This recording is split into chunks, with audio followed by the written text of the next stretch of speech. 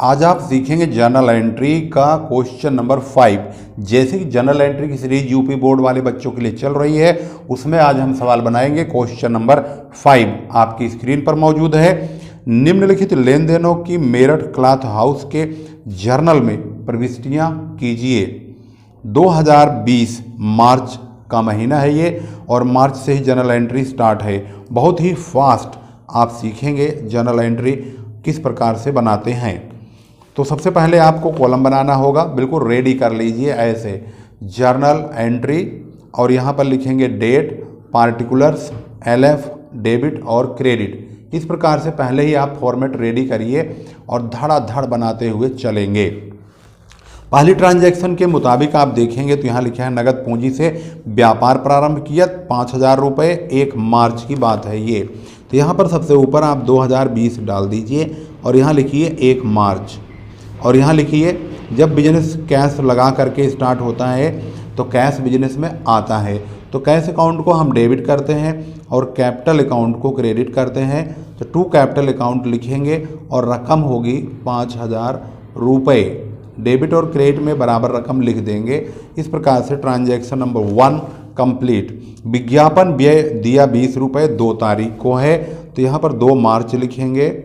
और विज्ञापन एक प्रकार का खर्चा है, एडवर्टाइजमेंट, तो एडवर्टाइजमेंट अकाउंट को करेंगे आप डेबिट, और क्योंकि यह खर्चा है तो खर्चे हमेशा डेबिट होते हैं, और पैसा खर्च होगा, कैश जाएगा तो कैश अकाउंट क्रेडिट हो जाएगा, और 20 रुपीज़ हम दोनों तरफ डेबिट और क्रेडिट में लिख देंगे।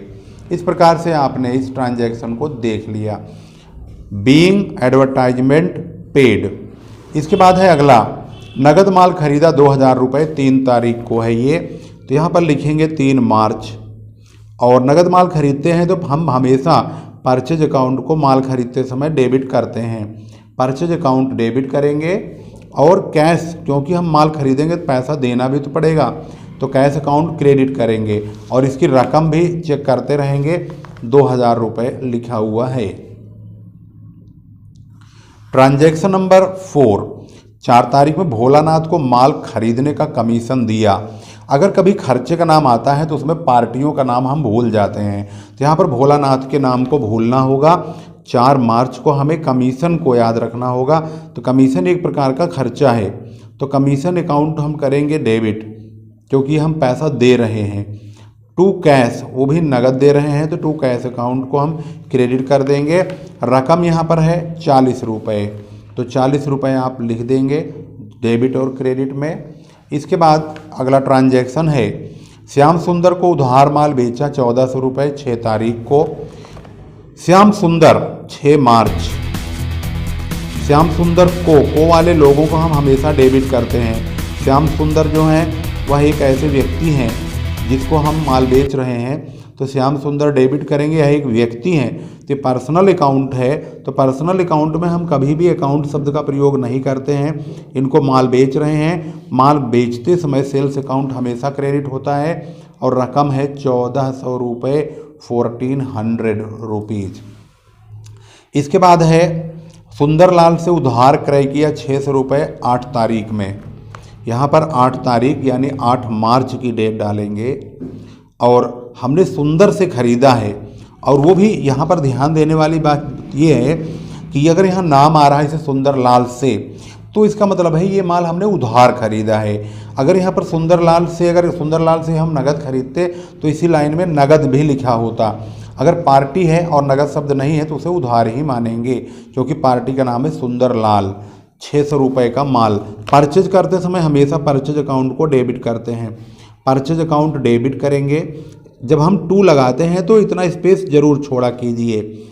टू सुंदरलाल, सुंदरलाल, और इनसे 600 रुपये का माल परचेज हुआ है, इसको हमने लिख दिया।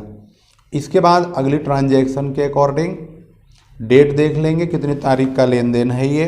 सुंदरलाल का हिसाब चुकता किया, यही हैंड टू हैंड 8 तारीख में खरीदा और 10 तारीख में हिसाब दिया, वो भी चुकता कर दिया। 600 रुपये के बदले 595 रुपये ही दिए हैं। तो अब आप देखेंगे यहाँ पर इन्होंने 10 तारीख को हिसाब फाइनल कर दिया, 10 मार्च। सुंदरलाल को तुरंत ही दे दिया। सुंदरलाल डेबिट करेंगे, टू कैश अकाउंट। इन्होंने कैश जो दिया है, सुंदरलाल का टोटल हिसाब 600 का है, ये ऊपर आप देख रहे हैं। इनको जो पैसा दिया गया 595 रुपये, यहाँ 5 रुपये का डिस्काउंट रिसीव्ड आएगा, डिस्काउंट रिसीव्ड 5 रुपये का, क्योंकि 5 रुपये ही बचेंगे यहाँ पे।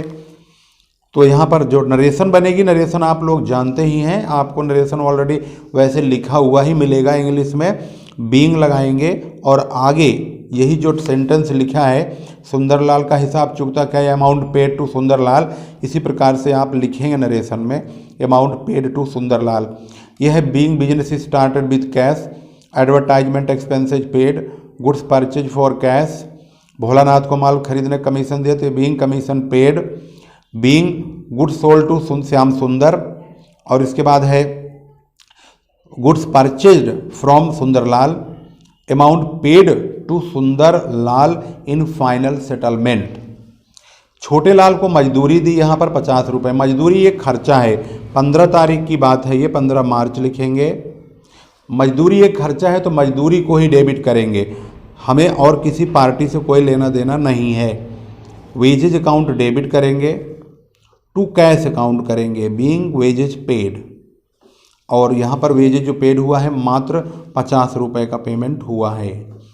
इसके बाद अगले ट्रांजैक्शन है श्याम सुंदर से ब्याज मिला, ब्याज 70 रुपये का मिला है 20 तारीख को, तो यहाँ पर भी ब्याज एक प्रकार का इनकम है, इसमें भी हम किसी भी पार्टी को याद नहीं रखेंगे, 20 मार्च की डेट डालेंगे।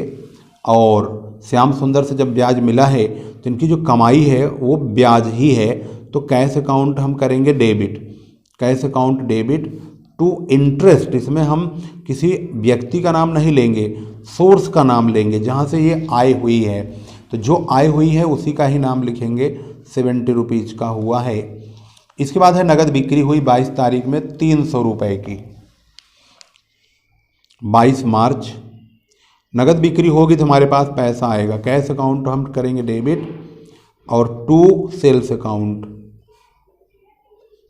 और ये रकम ध्यान रखेंगे 300 रुपये की है।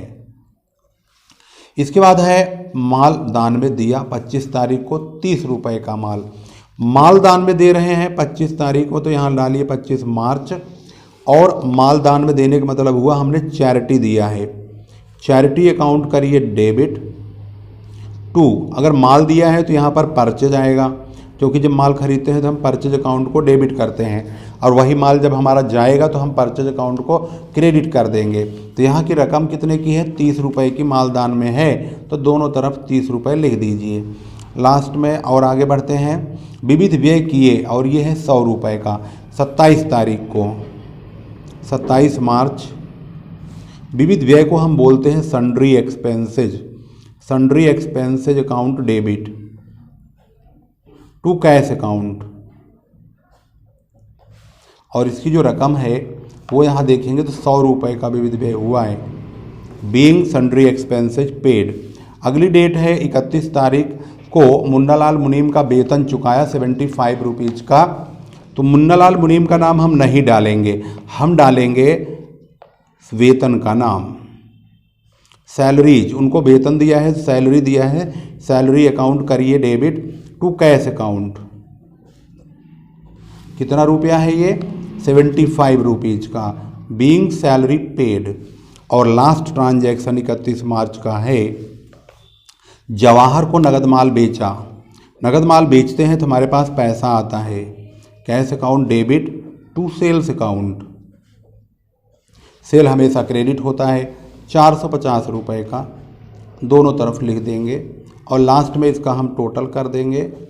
टोटल वैसे ज़रूरी नहीं होता है, परंतु अगर आपके पास समय है और आप टोटल नहीं करना चाह रहे हैं तो कर दीजिए, अगर करना चाह रहे हैं, और ज़रूरी भी है क्योंकि कुछ टीचर लोग होते हैं जो टोटल पर ज़्यादा विशेष महत्व देते हैं, लेकिन ये वैसे ज़्यादा खास जरूरी नहीं है, लेकिन इससे डेबिट क्रेडिट की रकम सही गलत का पता चल जाता है। अगर हम इसका टोटल करेंगे यहाँ से लेकर के 5 2 7,000 8,000 मतलब कि 10,735 के लगभग आसपास आएगा, तो इसका टोटल आप लोग करेंगे तो 10,735 आ जाएगा। इस प्रकार से यह सवाल क्वेश्चन नंबर 5 है जो कि हमने आपको इस बुक का दिखा दिया है, और इसके हम जर्नल एंट्री ऑलरेडी करा भी रहे हैं नंबर वाइज 1 2 3 4 5 के हिसाब से।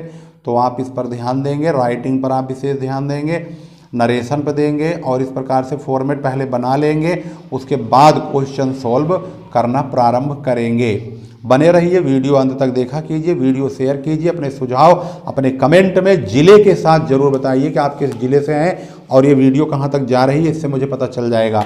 ये जरूर बताया कीजिए, वीडियो अंत तक देखिए, शेयर जरूर कीजिए, मेहनत बेकार नहीं जानी चाहिए। फिर लेकर आएंगे ऐसे ही इंपॉर्टेंट वीडियो, तब तक के लिए नमस्कार, जय हिंद, जय भारत।